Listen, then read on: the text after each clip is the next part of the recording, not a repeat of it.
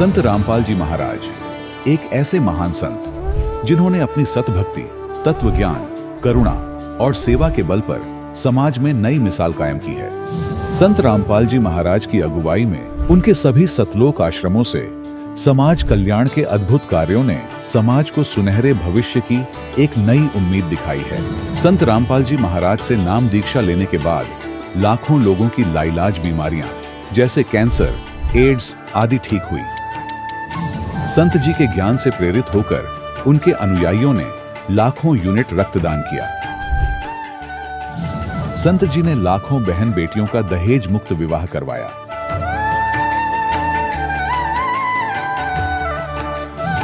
संत जी ने लाखों लोगों का नशा छुड़वाया, करोड़ों उजड़े परिवार बसे। संत जी के आश्रमों में समागम के दौरान निःशुल्क नेत्र चिकित्सा, दंत चिकित्सा प्रदान की जाती है।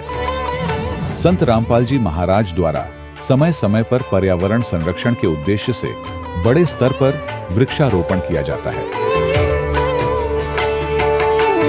संत जी ने जरूरतमंदों को तत्काल राहत पहुंचाने के लिए एम्बुलेंस सेवा शुरू की। संत जी अपने अनुयायियों को देहदान के लिए प्रेरित करते हैं, जिससे मानवता की सेवा और चिकित्सा क्षेत्र में सुधार हो सके। संत रामपाल जी महाराज के सभी आश्रमों में हर रोज निःशुल्क भंडारा आयोजित किया जाता है, जहां हर वर्ग, हर जाति और हर धर्म के लोग एक साथ बैठकर भोजन करते हैं।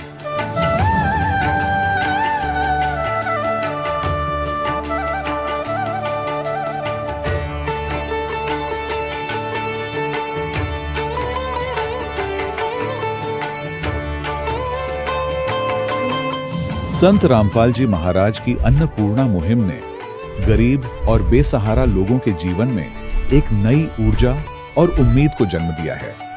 घर घर खाद्य सामग्री और जरूरी मदद पहुंचाकर संत रामपाल जी महाराज ने लोगों को दुख और मजबूरी से लड़ने की ताकत प्रदान की है।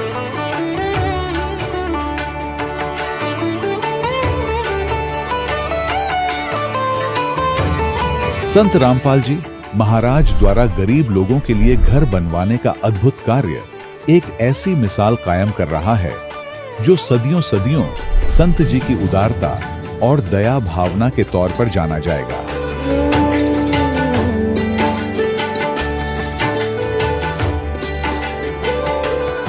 संत रामपाल जी महाराज के आश्रम में हजारों बुजुर्गों को सम्मान और प्यार के साथ जीवन जीने का अवसर मिलता है।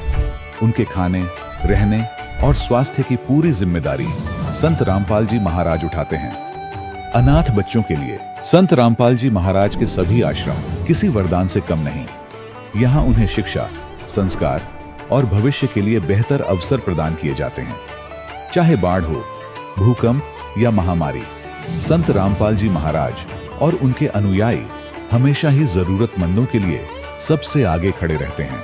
कोविड महामारी के दौरान संत रामपाल जी महाराज के आश्रमों से करोड़ों लोगों के लिए भोजन, दवाइयां और जीवन रक्षक सामग्रियां उपलब्ध कराई गई। चाहे गरीब की मदद हो या किसी शोषित और पीड़ित वर्ग के हक और सम्मान की लड़ाई, संत रामपाल जी महाराज ने हमेशा ही उनकी दबी आवाज को सरकारों तक पहुंचाया है और उन्हें उचित न्याय दिलवाने में अहम भूमिका अदा की है। समाज में आध्यात्मिक और सामाजिक मूल्यों के प्रति जागरूकता लाने में संत रामपाल जी महाराज हर कदम पर मानवता के सच्चे सेवक साबित हुए हैं। संत रामपाल जी महाराज का जीवन हमें सिखाता है कि सच्ची सेवा वही है जो निस्वार्थ भाव से की जाए। आइए हम भी इस महान सेवा के कार्य में इस महान संत से जुड़ें और संत रामपाल जी महाराज से नाम दीक्षा लेकर अपने जीवन को धन्य बनाएं।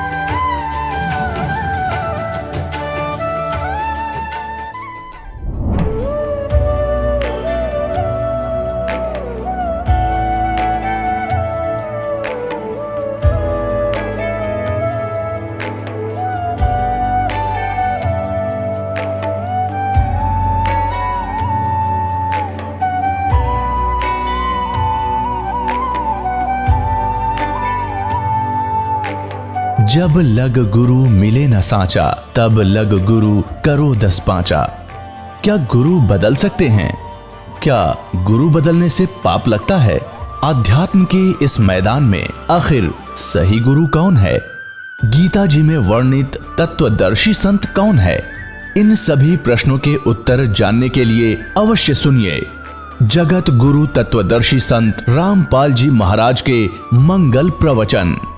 सत्साहिब दर्शकों, मनुष्य भक्ति इसलिए करता है ताकि उसे अपने जीवन में शारीरिक कष्टों और परेशानियों से छुटकारा मिल सके। लेकिन जब भक्ति के इतने प्रयासों के बावजूद भी उसके कष्ट कम होने की बजाय लगातार बढ़ते ही जाएं, तो क्या हो? दर्शकों, कुछ ऐसी ही कहानी थी उत्तराखंड की रहने वाली महिमा पंत जी की। महिमा जी ने अपने जीवन में सभी देवी देवताओं की भक्ति की, व्रत उपवास किए, अनेकों मंत्रों के जाप भी किए, लेकिन इसके बावजूद भी इनके जीवन से परेशानियां और बीमारियां समाप्त नहीं हुई। लेकिन दर्शकों, आज महिमा जी का कहना है कि जब से मैंने संत रामपाल जी महाराज की शरण ग्रहण की है, तब से न सिर्फ मेरा बल्कि मेरे पूरे परिवार का जीवन पूरी तरह से बदल चुका है। आज संत रामपाल जी महाराज जी की कृपा से मैं और मेरा परिवार शारीरिक सुख और मानसिक शांति की अनुभूति कर रहे हैं। दर्शकों, आखिर महिमा जी ऐसा क्यों कह रही हैं? आखिर संत रामपाल जी महाराज ने इन्हें ऐसी कौन सी दिव्य जड़ी बूटी दे दी जिससे इनकी बीमारियां और परेशानियां छूमंतर हो गईं? आखिर क्यों महिमा जी संत रामपाल जी महाराज को भगवान बता रही हैं? आखिर इसके पीछे की सच्चाई क्या है? आइए सुनते हैं महिमा जी की कहानी, उन्हीं की जुबानी। नमस्कार जी। नमस्कार सर। क्या नाम है जी आपका? मेरा नाम महिमा पंत है। महिमा जी, आप कहाँ से हैं? जी हम खटीमा नौगवा ठग्गू से हैं। महिमा जी, संत रामपाल जी महाराज से नाम दीक्षा आपने कब ली? जी हमने 6 मार्च 2018 को संत रामपाल जी महाराज से नाम दीक्षा ली है। महिमा जी, संत रामपाल जी महाराज से नाम दीक्षा लेने से पहले आप क्या भक्ति साधनाएं करती थी? जी संत रामपाल जी महाराज से नाम दीक्षा लेने से पहले हम यही चलती आ रही साधना करते थे, जैसे शिव की पूजा करते थे, उनको अपना भाई बनाया हुआ था, उनको राखी बांधते थे हम शिव जी को, और उनके पूरे जितने भी फैमिली उनको हमने खुद की फैमिली बनाई हुई थी। तो फिर आप संत रामपाल जी महाराज की शरण में कैसे आई? जी हमारे यहाँ संत रामपाल जी महाराज के शिष्य पुस्तक सेवा करने आए थे, तो उन्होंने अब पुस्तक दी थी मेरी मम्मी को जीने की राह, और उन्हीं ने ही मम्मी को बताया कि ये हमारे गुरुजी हैं, ये ऐसे नाम दीक्षा देते हैं और ऐसे ज्ञान बताते हैं। तो उसी के माध्यम से मम्मी और हमने पहले नाम दीक्षा ली संत रामपाल जी महाराज से। संत रामपाल जी महाराज से नाम दीक्षा लेने के बाद आपको कोई लाभ भी मिले? जी हमें संत रामपाल जी महाराज से नाम दीक्षा लेने के बाद अनेकों लाभ मिले, शारीरिक, आर्थिक, प्रत्यक्ष अप्रत्यक्ष बहुत लाभ मिले। जैसे कि हमें भूत बाधा थी और बहुत अनेकों बीमारियां थी। मैं ठीक होती थी तो मेरी मम्मी बीमार हो जाती थी, मम्मी ठीक होती थी तो दीदी बीमार हो जाती थी। हमारा लगातार बीमारी चलते रहती थी। तो अब हम बहुत अच्छे हैं और हमारी सारी बीमारियां ख़त्म हो गई है संत रामपाल जी महाराज से नाम दीक्षा लेने के बाद। मेरे पापा बहुत सालों से ड्रिंक करते थे और ड्रिंक करने की वजह से मेरे पापा की डेथ भी हो गई, और मेरे जो घर वाले थे वो मेरी मम्मी को बहुत मारते थे और उन्होंने मेरी मम्मी को घर से निकाल दिया था। फिर हमारे मामा हमें अपने घर में ले आए थे। फिर हमारे पास कुछ भी नहीं था उस समय, सिर्फ हम एक कपड़े पहन के, जो हमने कपड़े पहने थे वही कपड़े पहन के हम अपने मामा के घर में आ गए थे। फिर कुछ सालों बाद मेरे मामा की भी डेथ हो गई और मेरी मम्मी को अल्सर की बीमारी हो गई और हम सब बीमार रहने लग गए। हमारे घर में इतनी लड़ाइयाँ होती थी, हमारे पास कुछ भी नहीं था। जब मेरी मम्मी हमारे मामा के घर में आई थी, मेरी मम्मी के पास 1 रुपये बैंक बैलेंस भी नहीं था, क्योंकि मेरे पापा जो थे वो ड्रिंक करते थे, इसीलिए उन्होंने कुछ भी नहीं जोड़ा था। हमारे पास 1 रुपये, हमारे खाते में 1 रुपये भी नहीं थे। और परमात्मा की नाम दीक्षा लेने के बाद अब हमारे पास खुद का घर भी है। मेरी मम्मी की जो अल्सर की बीमारी चली आ रही थी वो बीमारी भी ठीक हो गई है। हमको इतनी तकलीफ थी, हम इतने बीमार थे, हमारी जो भूत बाधा थी सारी सब ठीक हो गई है। और अब मेरी मम्मी की परमानेंट जॉब भी लग गई है, गवर्नमेंट जॉब लग गई है। अब मालिक की दया से, परमात्मा की दया से, संत रामपाल जी महाराज की दया से हमारे पास हर चीज़ है। महिमा जी, संत रामपाल जी महाराज से नाम दीक्षा लेने के बाद आपको बहुत सारे लाभ प्राप्त हुए। जैसे कि आपने बताया कि आपकी आर्थिक स्थिति बहुत ज़्यादा खराब थी, संत रामपाल जी महाराज से आपने नाम दीक्षा ली, अब आप बिल्कुल ठीक हैं। ये भी कहा जाता है कि भक्ति बुढ़ापे में करनी चाहिए, लेकिन आप अभी से ही भक्ति पे लग गए, तो क्या ये बात सही है? जी, भक्ति करने की कोई उम्र नहीं होती है, हमारा कोई भरोसा नहीं है कि हम कब ख़त्म हो जाए। जैसे मेरे मामा थे, वो इतनी भक्ति करते थे, मेरे मामा को सपने में श्री कृष्ण और राधा दिखाई देते थे। तो मेरे मामा की इतनी छोटी उम्र में क्यों डेथ हो गई, वो भी इतनी बुरी तरीके से। मेरे मामा की खाई में गिरने की वजह से डेथ हो गई। मेरे मामा पहाड़ जा रहे थे, वो भी अपने देवता को पूजने के लिए जा रहे थे, तो मेरे मामा की डेथ क्यों हो गई। अगर भक्ति करने की बुढ़ापे में उम्र होती है तो उनकी इतनी जल्दी क्यों डेथ हो गई। मेरे पापा की इतनी क्यों जल्दी डेथ हो गई, वो तो अभी बुजुर्ग नहीं थे, वो सिर्फ 30-35 साल के थे, तभी उनकी डेथ हो गई। तो ऐसा कोई नहीं है कि हमें सिर्फ बुढ़ापे में ही भक्ति करनी है। हमारे जीवन का कोई भरोसा नहीं है कि अभी हमारी डेथ हो जाए, हम मर जाएंगे तो बुढ़ापा तो आएगा ही नहीं। भक्ति करने की कोई उम्र नहीं है। जब हमें सत ज्ञान प्राप्त होता है, सत भक्ति मिलती है, हमें तभी भक्ति स्टार्ट कर देनी चाहिए। जैसे कि आप देवभूमि उत्तराखंड से हैं और संत रामपाल जी महाराज की बताई हुई भक्ति के अनुसार आप उनसे नाम दीक्षित हैं, तो संत रामपाल जी ऐसी कौन सी भक्ति बताते हैं? क्या वो अपनी बनाई हुई भक्ति बताते हैं कि जो इतनी देवी देवताओं को छोड़ के आप लोग संत रामपाल जी महाराज से नाम दीक्षा लेते हो, ठीक हो जाते हो, आपके लाभ होते हैं? जी नहीं, उनकी खुद की कोई भी भक्ति बनाई हुई नहीं है। वो गीता वेद पुराणों से प्रमाणित ही ज्ञान बताते हैं। जैसे गीता में बताया गया है कि वो कोई और पुरुष है जिसकी शरण में तुम्हें जाना है, तो परमात्मा हमें, संत रामपाल जी महाराज उस पुरुष के बारे में बताते हैं कि वो कौन भगवान है। हमें गीता वेद पुराण जितने भी धार्मिक ग्रंथ होते हैं, चाहे वो मुसलमानों का हो, सिखों का हो, ईसाइयों का हो, सबसे प्रमाणित ही ज्ञान बताते हैं। वो खुद का कुछ नहीं बताते। जब वो सत्संग में बताते हैं तो वो अपने हाथ की अंगुलियां रख के, हर एक श्लोक में हाथ रख के बताते हैं, प्रमाण देते हैं हमें कि गीता के अध्याय में ये लिखा हुआ है, यह यजुर्वेद के अध्याय में ये लिखा हुआ है। वो खुद से बना के कुछ भी नहीं बोलते हैं। तो क्या संत रामपाल जी महाराज से नाम दीक्षा लेते हैं तो वो देवी देवताओं की पूजा छुड़वाते हैं? जी, ऐसा कुछ नहीं है कि संत रामपाल जी महाराज देवी देवताओं की पूजा छुड़वाते हैं। संत रामपाल जी महाराज हमें सत भक्ति, वो सही रास्ता बताते हैं कि हमें उन देवी देवताओं की पूजा करते हुए अपना मोक्ष कैसे प्राप्त करना है। संत रामपाल जी महाराज देवी देवताओं की भक्ति करने की सही विधि बताते हैं, इस वजह से हमें लाभ प्राप्त होता है। जो दर्शक आज आपको टीवी पर देख रहे हैं, उनके लिए आप क्या कहना चाहेंगे? जी, जो दर्शक आज हमें टीवी में देख रहे हैं, हम उनसे हाथ जोड़ के सिर्फ यही निवेदन करना चाहते हैं कि सद्भक्ति जानिए कि वो सद्भक्ति क्या है, वो कौन परमात्मा है जो हमें लाभ दे सकता है, और अपना मोक्ष कराइए। आपने संत रामपाल जी महाराज से नाम दीक्षा कहाँ से ली? जी, हमने संत रामपाल जी महाराज से नाम दीक्षा अपने ही लोकल के नामदान केंद्र से ली है। क्या आपको दीक्षा संत रामपाल जी महाराज ने दी या किसी और ने दी? टीवी के माध्यम से हमें संत रामपाल जी महाराज ने ही दीक्षा दी है। आप एक एजुकेटेड हैं, तो एक संत इतनी दूर बैठा है और आप लोग उस संत से, उस टीवी के माध्यम से नाम दीक्षा लेते हो, तो आपको लाभ कैसे हो जाते हैं? आज के युग में इस चीज पर कैसे विश्वास किया जा सकता है? जी, हमें इस वजह से लाभ होते हैं क्योंकि हम सद्भक्ति, सच्चे मार्ग से सद्भक्ति करते हैं। अगर वो संत हमसे दूर भी बैठा है, हम ये भी तो कह सकते हैं कि शिव भगवान, विष्णु भगवान हमसे इतने दूर बैठे हैं तो हम उनकी भक्ति क्यों करें? वो भी तो हमसे इतने दूर बैठे हैं। ऐसे दूर बैठने का कुछ नहीं है। वो परमात्मा घट घट में विराजमान है, वो हमारे हर जगह विराजमान है। उसके दूर या पास होने से कोई मतलब नहीं होता है, बट ये हमें जानना है कि वो कौन सा सही रास्ता है, सही मार्ग है जिससे हम सद्भक्ति करें और जिससे हमें लाभ प्राप्त हो। जैसे आधुनिक युग में मैं आपको एक बात बताती हूँ, जैसे हमारे पास फ़ोन है, उसका टावर हमसे इतने दूर है तो हमारे तक वो रेंज पहुँचा रहा है, वैसे ही एक पूर्ण संत होता है जो दूर बैठे हुए भी अपने भक्तों को लाभ दे सकता है। आपके गुरुजी संत रामपाल जी महाराज से नाम दीक्षा कैसे ली जा सकती है, अगर कोई लेना चाहे तो? विभिन्न टीवी चैनलों पे सत्संग चलते हैं, उसमें पट्टी आती है, उसमें नंबर दिए होते हैं। आप उनमें कॉल करके अपने नज़दीकी नामदान केंद्र का पता जान सकते हैं और संत रामपाल जी महाराज से नाम दीक्षा ले सकते हैं।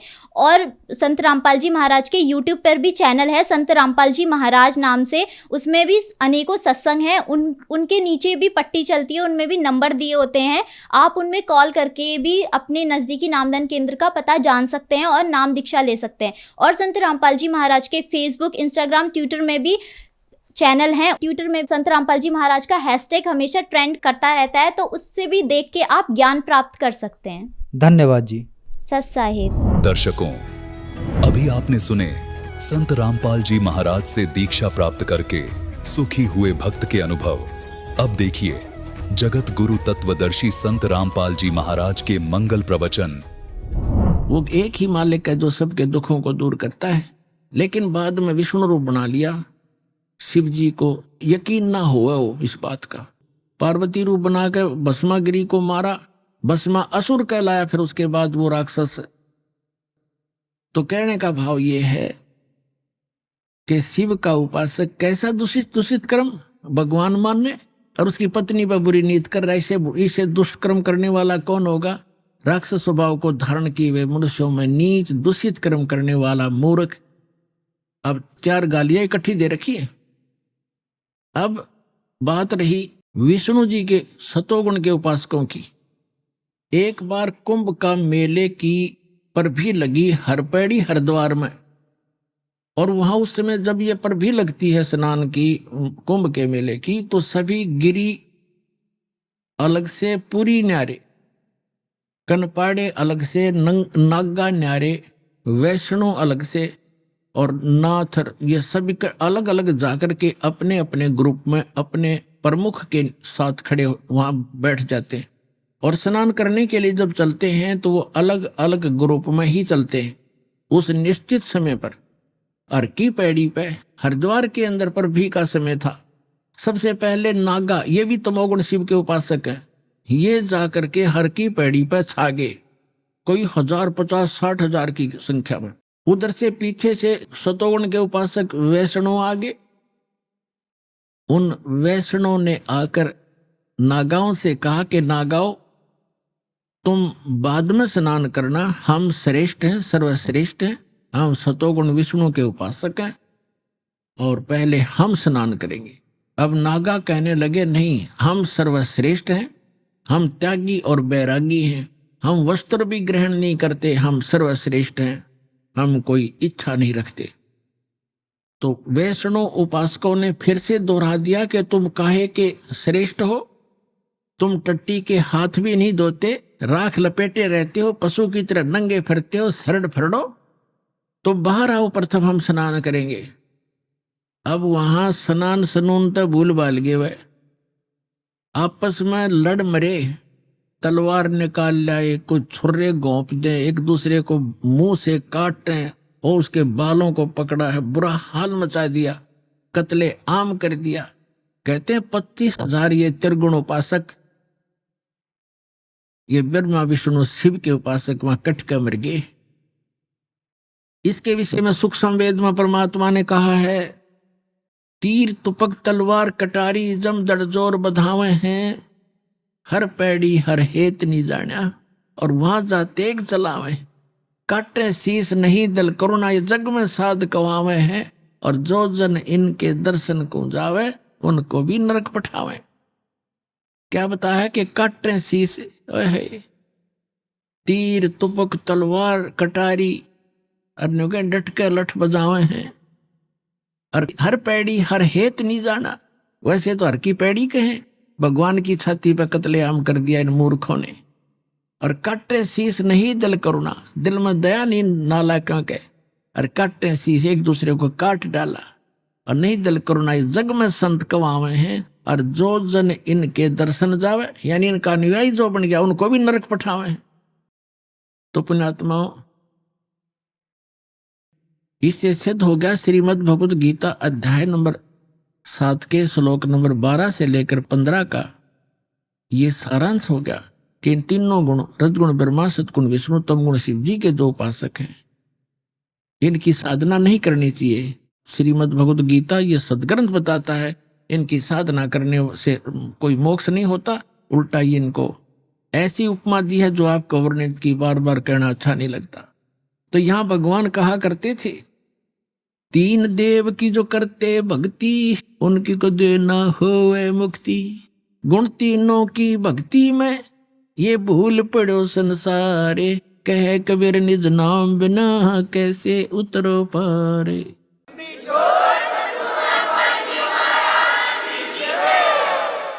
तो इससे सिद्ध होगा भगवान ने 600 वर्ष पहले ये बात कही थी, जो आज दास ने उन्हीं के बताए ज्ञान के अनुसार उसके बच्चों को सिद्ध कर दिया कि ये साधना जो हम करते थे वो गलत थी, और जिनको हम पूजते थे वो भगवान नहीं थे। पुण्यात्माओं, जब तक अपने को ये तत्व ज्ञान नहीं हुआ था तब तक हम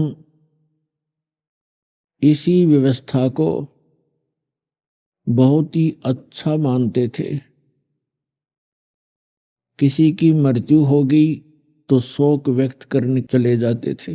अपने खुद चोट लग जाती तो बुरा हाल होता, किसी दूर के नाते में या कुल के किसी दूर के व्यक्ति को ये दुख होता, मृत्यु हो जाती तो हम औपचारिकता ही करते रहते थे कि उनको उनके यहाँ जाना ही जाना है, क्योंकि वो हमारे यहाँ आए थे, मृत्यु हुई थी। और हमारे पास कोई विकल्प नहीं था, जिस कारण से हमने अपने आप को ऐसे ही ढाल लिया।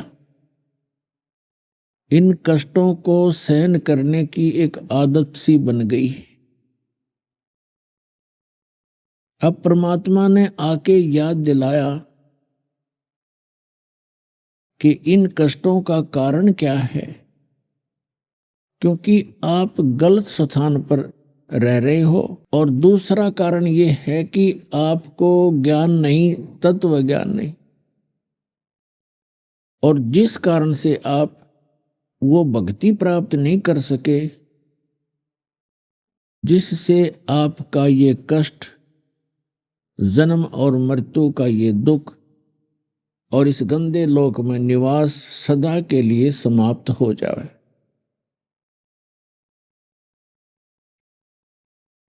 उस ज्ञान को स्वयं बताने के लिए परमेश्वर अपने निज धाम से आते हैं, जहां हम और आप पहले रहा करते थे। वहां सर्व सुख था, कोई दुख नहीं था, कोई मृत्यु नहीं थी, हमारा परिवार था। हम परिवार को लेकर ही डूब गए, सह परिवार यहाँ आ गए इस काल भगवान पर आसक्त होकर के। हमने सोचा वहां कुछ और अच्छी व्यवस्था होगी। अब इसने हमारी यहाँ पर कैसी झांकी काट रखी है, कैसा जुलूस निकाल रखा है। कोई गधा बना दिया, कोई कुत्ता बना दिया, कोई सूअर बना दिया। अपने ही कर्मों से कोई राजा बन जाता है, आगे साधना सत्य न मिलने से फिर गधा बन जाता है। पुण्यात्माओं, अध्यात्म ज्ञानहीनता आज तक हमें यहीं पर रोके रहने में सफल रही। अब परमात्मा ने आकर वो यथार्थ ज्ञान बताया। अब उस यथार्थ ज्ञान के अंदर मोक्ष प्राप्ति के लिए, भक्ति साधना को सफल बनाने के लिए कौन कौन से नियम हैं, वो मर्यादा बताई। कोई भी कार्य है मर्यादा के बिना नहीं होता।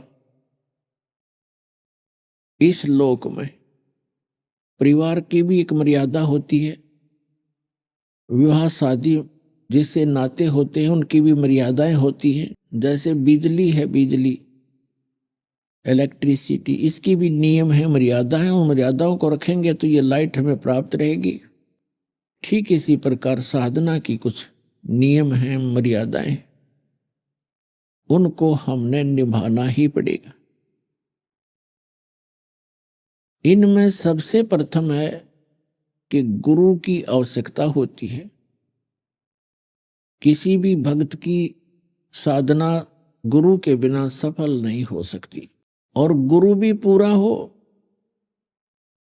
इनकम्प्लीट गुरु से बात नहीं बनेगी। ज्ञान पूरा हो, पूरा गुरु मिलेगा तो आपको सारी वस्तु ही संपूर्ण मिलेंगी, क्योंकि पूरे का काम पूरा ही होता है। अब गुरु के बिना बात बने नहीं। परमात्मा ने स्वयं आकर के ज्ञान दिया है कि आप जी श्री राम और श्री कृष्ण जी को तो बहुत ही समर्थ मानते हो, और उन्होंने भी गुरु बनाने पड़े। श्री रामचंद्र जी ने वशिष्ठ ऋषि से उपदेश लिया, दीक्षा ली, और तब वो सब लोग जा सके। श्री कृष्ण जी ने दुर्वासा जी से दीक्षा ली, उनके शिष्य बने, तब वो सब लोग जा सके। श्री कृष्ण जी के गुरु के बारे में संदीपनी ऋषि और बीच में आता है। संदीपनी ऋषि से उनको अक्सर ज्ञान हुआ था, जैसे टीचर होते हैं पढ़ाई वाले, शिक्षा वाले, और एक होते हैं आध्यात्मिक टीचर, गुरु। तो संदीपनी उनके अक्सर ज्ञान कराने वाले गुरु थे और दुर्वासा जी उनके अध्यात्म मार्ग के गुरु थे। तो परमात्मा कहते हैं कबीर जी, राम कृष्ण से कौन बड़ो, उन्हू भी गुरु कीन, तीन लोक के वे धनी, गुरु अग अदीन। कि श्री राम और कृष्ण जी ने भी गुरु बनाने पड़े, तो आप बगैर गुरु की साधना कर रहे हो। तो समझदार को इतना ही संकेत बहुत है।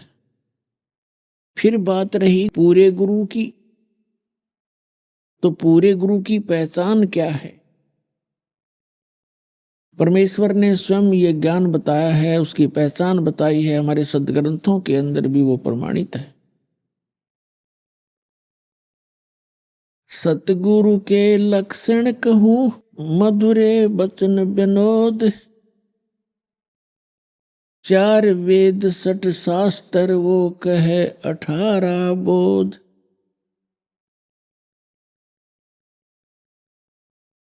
अब क्या बताया है कि सतगुरु के लक्षण कहूं, मधुरे बैन विनोद, यानी 4 वेद 60 शास्त्र वो कहे 18 बोध। सतगुरु सब सदग्रंथों का ज्ञाता होता है। चारों वेदों का निष्कर्ष यथार्थ ज्ञान सतगुरु को ही प्राप्त होता है। और दूसरी पहचान बताई है, जो कबीर परमेश्वर का निज संत होगा, सतगुरु होगा, जो उसका कृपा पात्र होगा, जो संत मम सत शब्द दरडावे, वह के संग सब राड बढ़ावे। ऐसे संत महंतन की करनी, धर्मदास में तो से वर्णी। मेरा जो परम संत होगा, उसका दूसरा लक्षण ये होगा कि जो संत मम सत शब्द दृढ़ावे, मेरे इस यथार्थ ज्ञान को जो दृढ़ता के साथ जनता को बताएगा, उसके संग सभी राड बढ़ावेंगे, विरोध पैदा करेंगे, झगड़ा करेंगे। और कलयुग के अंदर अस संत महंतन की करनी, कि इस कलयुग में ऐसी इन संत और महंतों की करनी हो जाएगी, धर्मदास में तो से वर्णी। फिर बताया है श्रीमद् भगवत गीता चौथे अध्याय के 32 और 34 में। 32 में कहा कि अर्जुन, अभी तक जो भी ज्ञान मैंने इस आपको चौथे अध्याय में दिया है, 25 से लेकर 31 तक श्लोकों में, तो कोई कैसी साधना करता है, कोई देवताओं की पूजा करता है, कोई स्वाध्याय करता है, गीता जी का पाठ कर लिया, वेदों का पाठ कर लिया, इस तरह की। कोई केवल योग अभ्यास ही करता है, योगासन। कोई श्वास उश्वास की क्रिया को देखता रहता है, आती जाती को। और सभी अपनी अपनी साधना को पाप नाशक जानते हैं, क्योंकि यदि उनको पता लग जाए कि साधना ठीक नहीं है तो तुरंत त्याग देंगे। चौथे अध्याय के 32वें श्लोक में कहा है कि वास्तविक जो जानकारी है, विस्तार के साथ इन यज्ञों की जानकारी, यज्ञ माने धार्मिक अनुष्ठानों की जानकारी सच्चिदानंद घन ब्रह्म की वाणी में वर्णित है। विस्तार के साथ कही है, यहाँ अनुवादकर्ताओं ने गीता अध्याय 4 के श्लोक 32 में अनुवादकर्ताओं ने गलत अनुवाद कर दिया, क्योंकि उनको तत्व ज्ञान नहीं था और वो श्री कृष्ण से अन्य कोई भगवान नहीं मानते थे, उसको कंप्लीट गॉड मानते थे, संपूर्ण भगवान, पूर्ण परमात्मा। जिस कारण से उन्होंने अर्थों के अनर्थ करने प्रारंभ कर दिए। यहां लिखा है ब्रह्मणे मुखे, ब्रह्मणे मुखे, ब्रह्मणेकार से यहां पर इन्होंने वेद कर दिया, ये गलत किया। और यही शब्द है गीता अध्याय नंबर 17 के श्लोक नंबर 23 में, यही शब्द है ब्रह्मणे। ओम तत्सत इति निर्देश ब्रह्मणे त्रिविध समर्थ ब्राह्मणा तेन वेदा च यगा विहिता पुरा। तो वहां इन्होंने ठीक अनुवाद किया, ब्रह्मणे माने सच्चिदानंद घन ब्रह्म कर दिया, वो सही अनुवाद किया है, वो ठीक अर्थ किया है। लेकिन यह चौथे अध्याय के 32वें श्लोक में इनकी बुद्धि स्लिप कर गई, फिसल गई, क्योंकि अज्ञानी व्यक्ति कहीं ना कहीं गलती करेगा ही करेगा। तो यहां भी लिखना था ब्रह्मणे मुखे माने सच्चिदानंद घन ब्रह्म, मुख मुखे माने उसके मुख से उच्चरित वाणी में, यानी सच्चिदानंद घन ब्रह्म, वो परम अक्षर ब्रह्म। गीता अध्याय नंबर 8 के श्लोक नंबर 3 में गीता ज्ञानदाता ने अपने से अन्य कोई परमात्मा बताया है जिसको परम अक्षर ब्रह्म कहा है। परम अक्षर ब्रह्म कहो, सच्चिदानंद घन ब्रह्म कहो।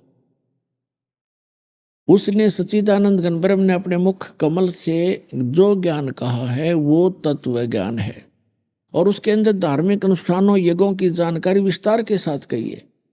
चौथे अध्याय के 34वें श्लोक में कहा है, उस तत्व ज्ञान को अर्जुन तू तत्वदर्शी संतों के पास जाकर समझ, उनको दंडोत प्रणाम करने से, कपट छोड़कर सरलता पूर्वक प्रसन्न करने से वो तत्वदर्शी संत तुझे परमात्मा का, उस तत्व ज्ञान का उपदेश करेंगे। अब तत्वदर्शी संत ही परमात्मा के उस तत्व ज्ञान से परिचित होता है, वो पूर्ण सतगुरु होता है।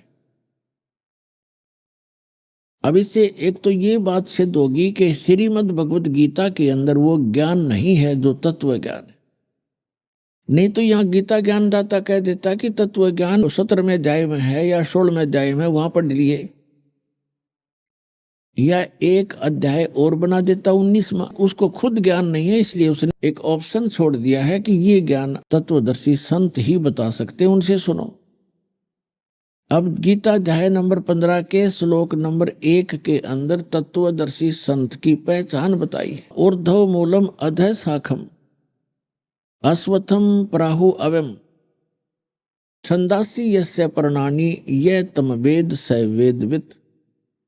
इसका अर्थ बनता है कि ऊपर को जड़ वाला और नीचे को शाखा वाला, ये संसार रूपी पीपल का वृक्ष जानो, ये अविनाशी पीपल का वृक्ष जानो। और छंदासी यस्य पर्णानि, जिसके छंद माने विभाग, पत्ते आदि जिसके विभाग हैं, और यह तम वेद, और जो इस संसार रूपी वृक्ष के सर्वांग सभी पार्ट्स को, ऑल पार्ट्स को बता देगा, स वेदवित, वह वेद के तात्पर्य को जानने वाला है, वह तत्वदर्शी संत है। तो पुण्यात्मा, परमेश्वर कबीर जी जो परम अक्षर ब्रह्म हैं, सच्चिदानंद घन ब्रह्म हैं, वे स्वयं आए थे भारतवर्ष की पावन धरती पर सन 1398 में पवित्र नगरी काशी में, और वहां काशी नगर से बाहर एक सरोवर के अंदर विकसित कमल के फूल के ऊपर आके नवजात शिशु का रूप धारण किया था। वहां से नीरू नीमा नाम के पति पत्नी दुल्हा प्रतिदिन स्नानार्थ जाया करते थे, क्योंकि लहर तारा तालाब गंगा के स्वच्छ जल से वर्षा के दिनों में जब गंगा फुल स्विम पर चलती थी, फुल भर के गऊ घाट के ऊपर से उछल उछल कर लहरों के द्वारा उस झील के अंदर वो पानी संग्रहित हो जाता था, जो सारा वर्ष पर्याप्त रहता था। बहुत सुंदर जल गंगा का होता था। वो प्रतिदिन वहां स्नान करने जाया करते थे, क्योंकि यही नीरुनीमा उसी जीवन में ब्राह्मण ब्राह्मणी थे। मुसलमानों ने उनको जबरदस्ती मुसलमान बना दिया था, और हिंदुओं ने मुसलमानों को गंगा में स्नान करने पर प्रतिबंध लगा दिया था घाट के ऊपर। तो उसके बाद ये मुसलमान बना दिए गए थे बाई फोर्स। तो इनके पास कोई विकल्प रहा नहीं था, जुलाहे का काम करने लग गए। पहले ये ब्राह्मण थे, विद्वान थे, शिव के पुजारी थे, भगवान शिव के शिव पुराण की कथा करके ये अपनी दक्षिणा से गुजारा किया करते थे, निर्वाह करते थे।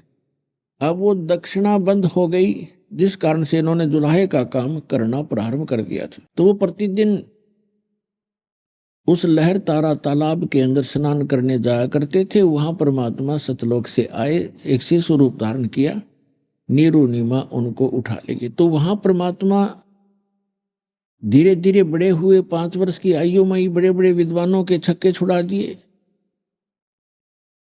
परमात्मा 5 वर्ष के थे उस समय महर्षि कहो, पंडित जी कहो, स्वामी रामानंद जी 104 वर्ष के थे, और वेदों और गीता के बड़े विद्वान माने जाते थे।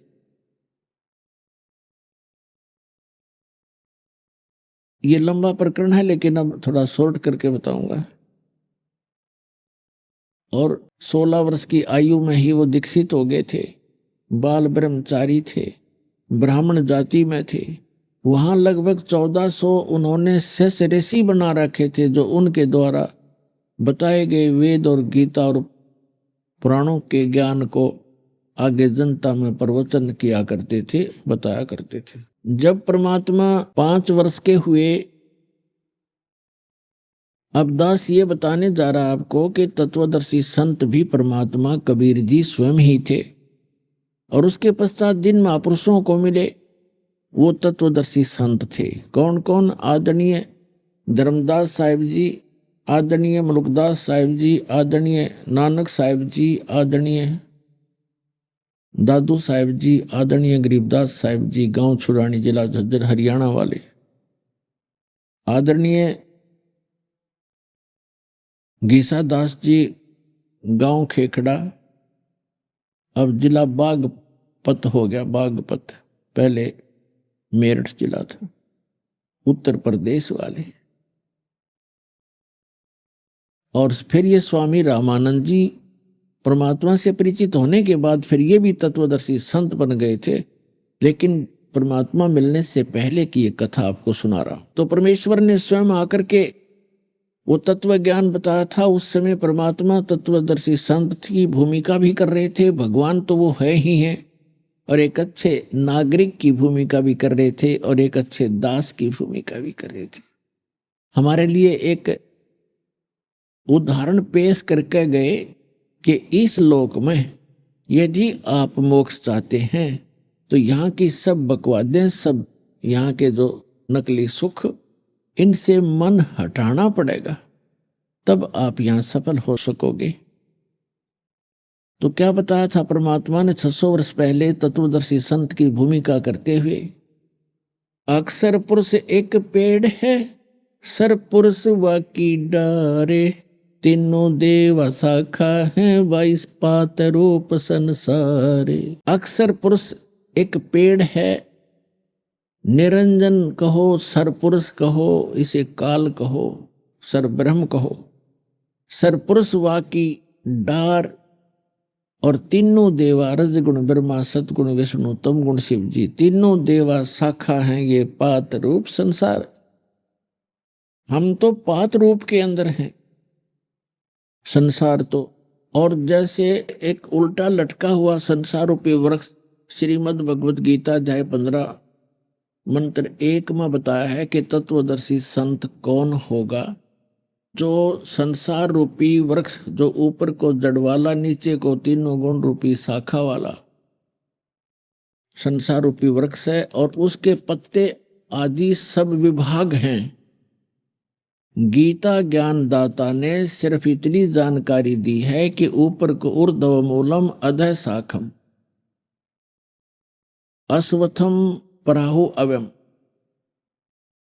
छंदासी यस्य प्रणानी, प्रणानी माने पत्ते, छंदासी माने विभाग है, खंड है, इसके विभाग है। यह तम वेद स वेदविद, जो इस संसार रूपी वृक्ष ऊपर को जड़ नीचे को शाखा और ये बाकी इसके पत्ते हैं। इस उल्टे लटके हुए संसार रूपी वृक्ष के सभी विभाग जो जानता है स वेदविद, वो तत्वदर्शी संत है। यानी गीता ज्ञानदाता भी इस वृक्ष के सभी पार्ट से परिचित नहीं था, नहीं तो 18 अध्याय 700 श्लोक थोड़े नहीं होते, ये तो 2-3 श्लोका में कंप्लीट हो जाता। अब परमात्मा ने किया है कि अक्षर पुरुष एक पेड़ है, सरपुरुष वा की डार, और तीनों देवा शाखा हैं, वाई पात रूप संसार। छंदासी यस्य प्रणानी, जिसके पत्ते आदि विभाग हैं उनको जो जानता, तो परमात्मा ने बताया। उस परमेश्वर के आने के बाद जिन महापुरुषों को भगवान मिले, उनके बाद अब वर्तमान में ये दास है वो तत्वदर्शी संत इस पूरे ब्रह्मांड में।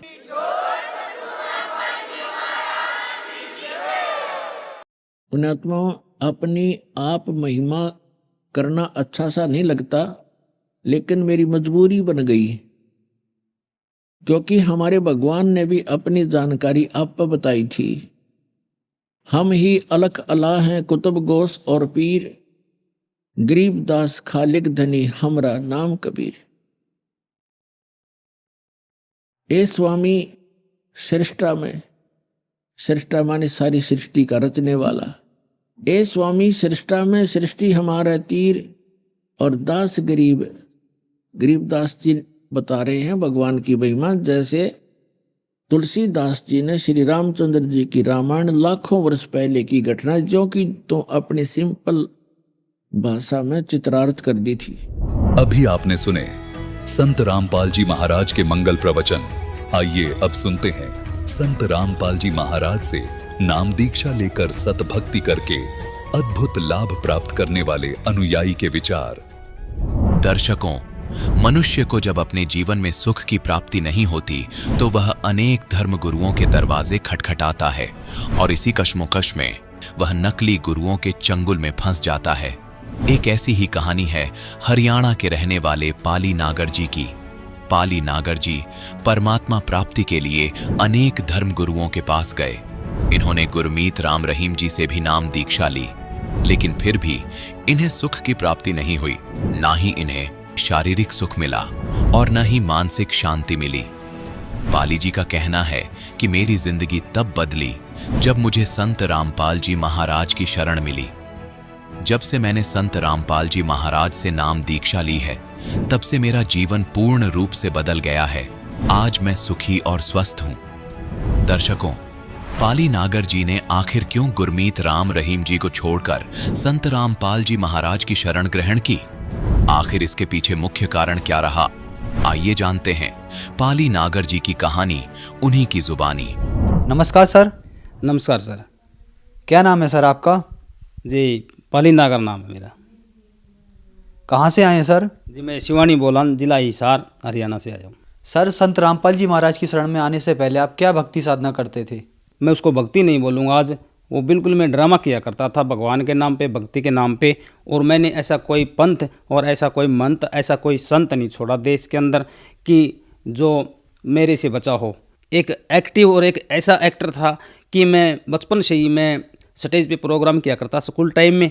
वही ड्रामा, वही एक्टिंग मैंने अपने निजी ज़िंदगी में डाल ली और मैं संतों की शरणों में जाने लगा। और वो मुझे लोभ देते थे, मैं गा तब जाता था, शब्द वाणियाँ कहता था और मैं लोगों को तरह तरह के भगवान के बारे में अचंभित करने वाले नुस्खे बताया करता था। और भगवान की वो रोचक और भयानक वाणियाँ जो मैं बताता था, लोग बड़े ध्यान से सुनते थे और मेरे प्रति मेरी बहुत रिस्पेक्ट करते थे, बहुत आदर करते थे। इस तरह में मेरा सफ़र एक मान बिडाई में चला गया और मैं ड्रामे करता रहा भगवान के नाम पे। और मैंने सबसे पहले एक गुरु मनाया, उस गुरु का नाम था सत्यप्रकाश जी महाराज, जो हमारे हरियाणा में पड़ता है कि हाँसी शहर, वहाँ पर उसका आश्रम है। और उसके बाद मैंने सरसा में गुरमीत राम रहीम सिंह जी से भी मैंने उपदेश लिया।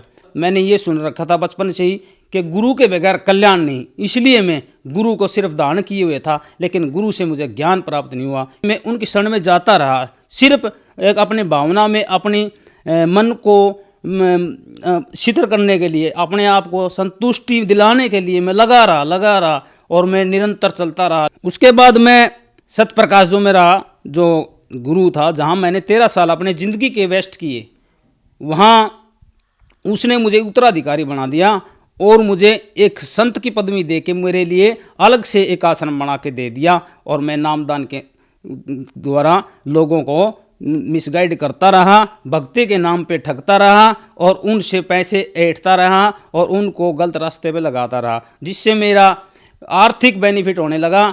और मेरी इतनी संतुष्टि तो हो चुकी थी, कोई संत तो है नहीं, तू करता है तो क्या बुरा करता है, सभी ऐसा ही करते हैं। सभी कहते हैं कि भगवान निराकार है, तो भी मैं भी निराकार कहने लगा। और मेरे को जो नाम उपदेश दिया गया था उस संत के द्वारा, वो नाम था शब्द स्वरूपी राम। धन सतगुरु वहाँ उसका नारा जयकारा हुआ करता, तो मैं धन सतगुरु का नारा लगाता था। और मैंने उस शब्द के ऊपर मैंने एक ग्रंथ की भी रचना की, तो वो ग्रंथ आज भी मेरे पास है। जो ग्रंथ मैंने शब्द स्वरूपी राम के नाम से शब्द ज्ञान आत्म कल्याण नामक एक ग्रंथ भी मैंने छाप के लोगों में बांटा, जो आज भी लोग पढ़ते हैं उस ग्रंथ को, और आज भी उसी चक्कर में वो मेरी रिस्पेक्ट करते हैं। तो मैंने उस गुरुजी से पूछा कि हे गुरुजी, शब्द स्वरूपी राम ये कौन है? तो वो कहते थे कि भाई शब्दे धरती, शब्दे आकाश, शब्दे सद भया प्रकाश, कि भाई शब्द ही परमात्मा है।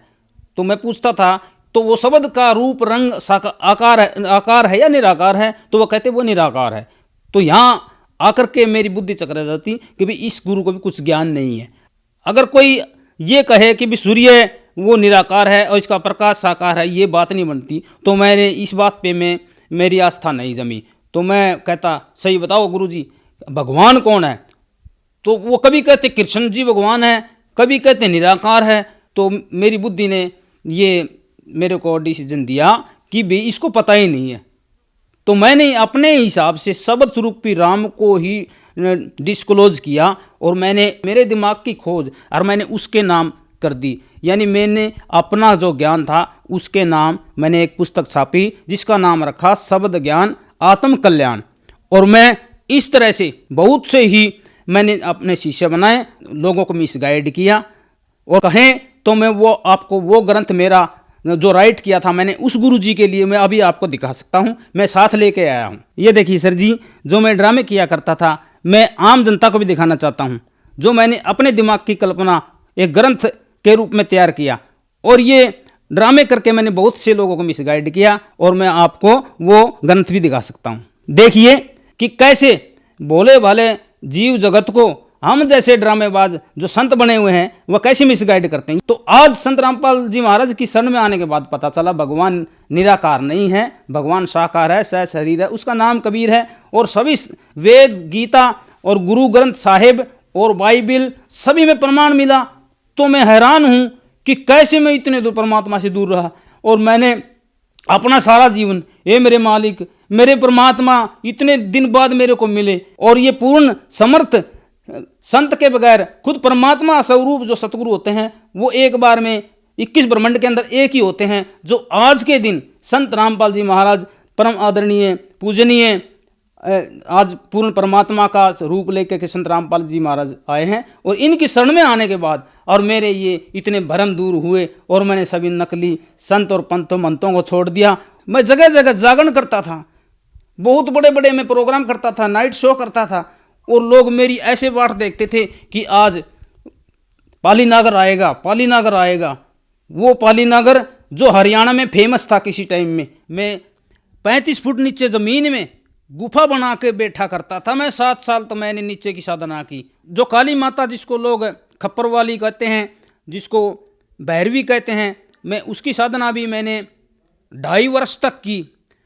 और ऐसी की कि मेरे बारे में उस आज मैं देखता मेरी रूह कांप जाती है उस बारे में सोचता हूँ। जब मैं शमशान में जाके मैं अपने शरीर को नंगा करके और मैं उसमें शमशान में ड्रामा करता था। और मेरे अंदर ये भी एक आस्था रहती थी कि हो सकता है ऐसे करने से ही कोई खुश हो जाए, भगवान माता खुश हो जाए, पता नहीं न जाने क्या दे दे। क्योंकि मेरी आर्थिक स्थिति सदैव घर से मैं गरीब था और मांस मिट्टी में तीसरे दिन खाता था और मैं भक्ति का ड्रामा करता था। और मैं ये दावा करता हूँ, मैंने ऐसा कोई संत नहीं छोड़ा, मैंने ऐसा कोई गिरी पुरी नाथ, मैंने कोई धुनेदारी नहीं छोड़ा। संत रामपाल जी महाराज को छोड़ करके सभी मांस मिट्टी खाते हैं, ये सभी शराब पीते हैं और सुल्पा पीते हैं और भगमा चोला धारण करके और दाढ़ी बधा करके और तरह तरह के टिक्के बिंदी लगा करके लोगों को सिर्फ मिसगाइड किए और ड्रामे किए हुए हैं। सर, गुरु पद पर होकर भी आपने संत रामपाल जी महाराज से नाम उपदेश लिया, तो ऐसा क्या है संत रामपाल जी महाराज के ज्ञान में कि आपने गुरु होकर भी संत रामपाल जी महाराज को अपना गुरु बनाया?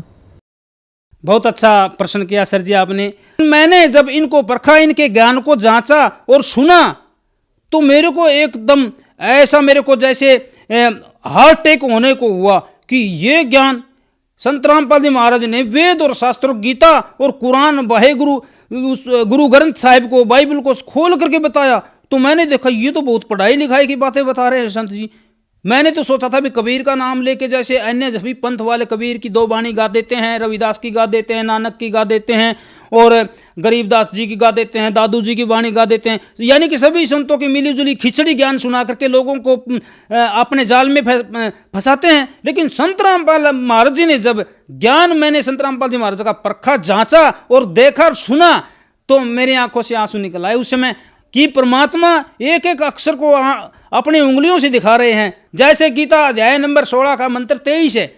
मैंने गीता अपने घर में रखी हुई थी, लेकिन मैंने कभी ये मंत्र नहीं देखे। मैंने क्या, किसी भी पंडित ने, किसी विद्वान ने, किसी संत ने आज तक नहीं दिखाए। अगर उन्हें पता होता दिखाते, तो संत रामपाल जी महाराज ने कैसे दिखाए? क्योंकि ये पूर्ण परमात्मा कबीर साहिब के अवतार हैं। तो मैंने देखा तो मैं अचंभित रहा। परमात्मा स्वरूप संत रामपाल जी महाराज का ज्ञान सुन के मेरे दिन बर दिन मेरे चक्षु खुलते गए और मैं रोता रहा और ज्ञान सुनता रहा और मेरे को दृढ़ता आती गई। सर, जो दर्शक आज आपको देख रहे हैं उनको आप क्या संदेश देना चाहते हैं? संदेश देने के लिए तो पूर्ण परमात्मा स्वरूप संत रामपाल जी महाराज आए हुए हैं धरती पे।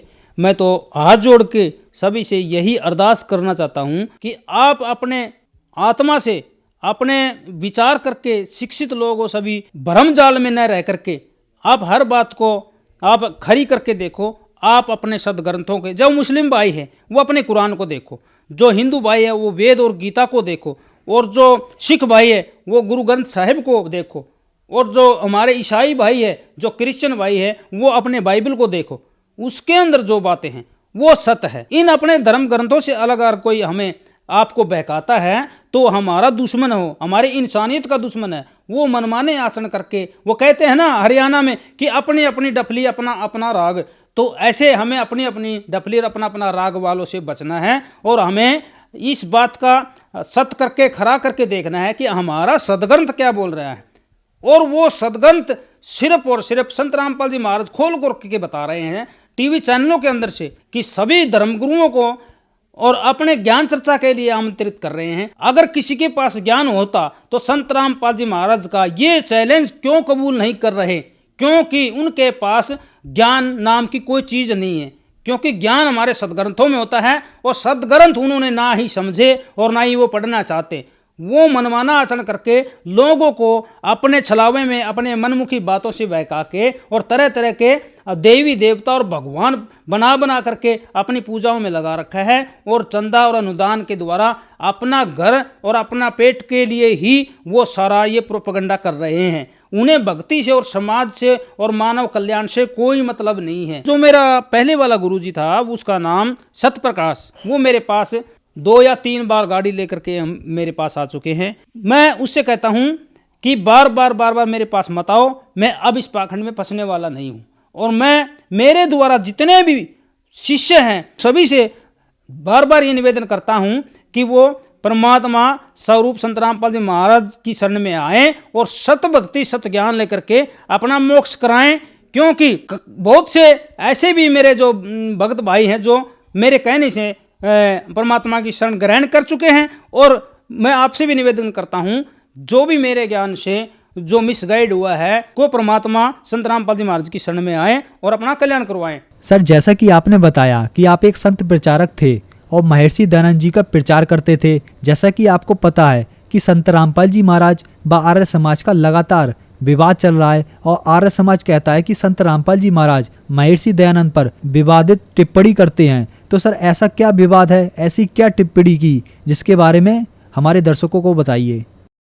कम से कम मैंने 15-20 साल तक आर्य समाज महर्षि दयानंद जी के का बहुत में अनुसरण किया है। महर्षि दयानंद जी के बहुत मैंने प्रचार किए हैं। आर्य समाज में अग्नि विषम देव, जो हमारे हिसार के अंदर बस स्टैंड के पीछे मठ है, मैं वहाँ रहा करता अग्नि विषम देव जी के साथ में आर्य आचार्य है। और गांव-गांव में, स्कूलों में मैं प्रचार के रूप में महर्षि दयानंद जी की मैं महिमा बिडाई गाया करता। लेकिन मेरे को जो महर्षि दयानंद जी का सत्यार्थ प्रकाश है, उस बारे में उस समय मुझको कुछ भी पता नहीं था। और मैं गेरुए कपड़े पहन के, भगमा कपड़े पहन के मैं उनके विचार प्रकट करता था और लोग बड़े पसंद करते थे।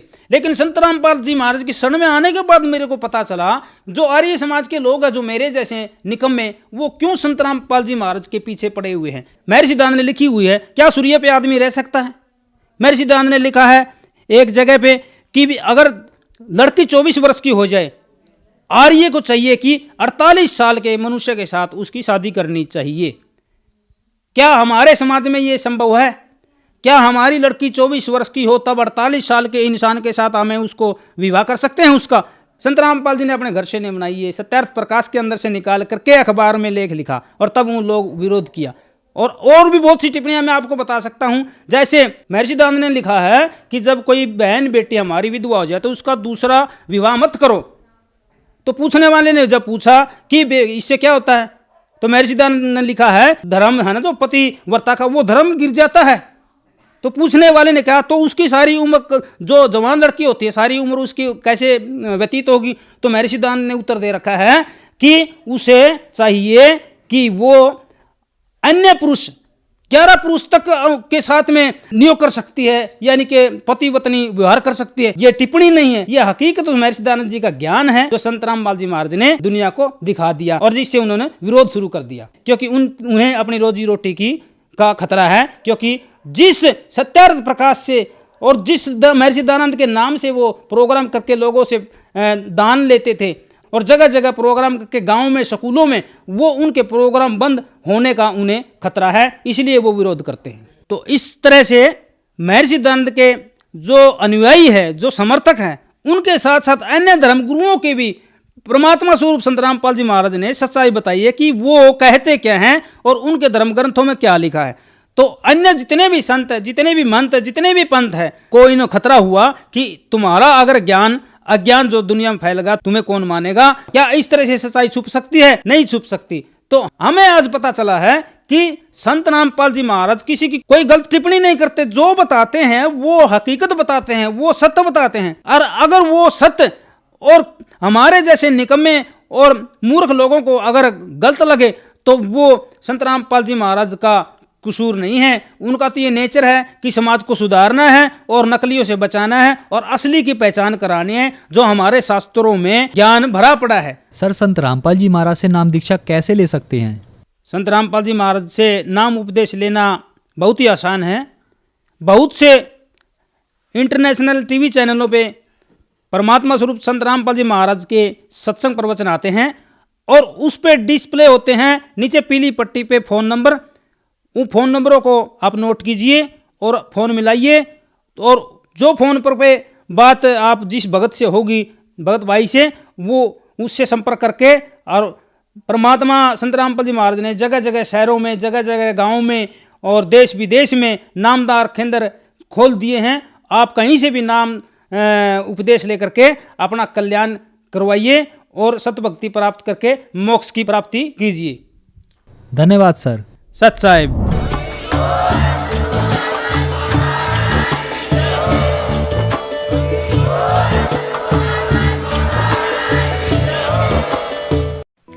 आप सुन रहे थे जगत गुरु तत्वदर्शी संत रामपाल जी महाराज के मंगल प्रवचन।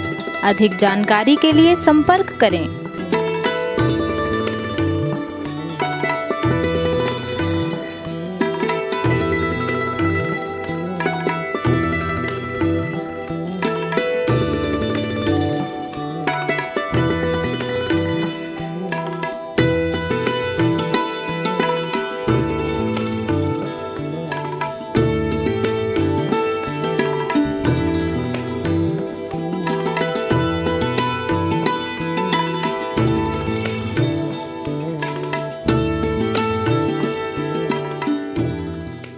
जगत गुरु तत्वदर्शी संत रामपाल जी महाराज जी के पावन सानिध्य में भक्ति की अलख जगाने तथा श्रद्धालुओं को सत्य भक्ति मार्ग का रास्ता दिखाने हेतु कनाडा के लोकप्रिय channel the TV NRI channel पर जगत गुरु तत्वदर्शी संत रामपाल जी महाराज जी के मंगल प्रवचनों का प्रसारण प्रतिदिन सुबह 7:30 बजे से 8:30 बजे तक तथा रात्रि 7:30 बजे से 8:30 बजे तक किया जा रहा है। इस सत्य भक्ति मार्ग को अपनाने के लिए अधिक से अधिक सत्संग प्रसारण देखें। इस सत्संग प्रवचन का सीधा प्रसारण संत रामपाल जी महाराज लाइव सत्संग YouTube चैनल और जगत गुरु संत रामपाल जी महाराज Facebook पेज पर भी देख सकते हैं।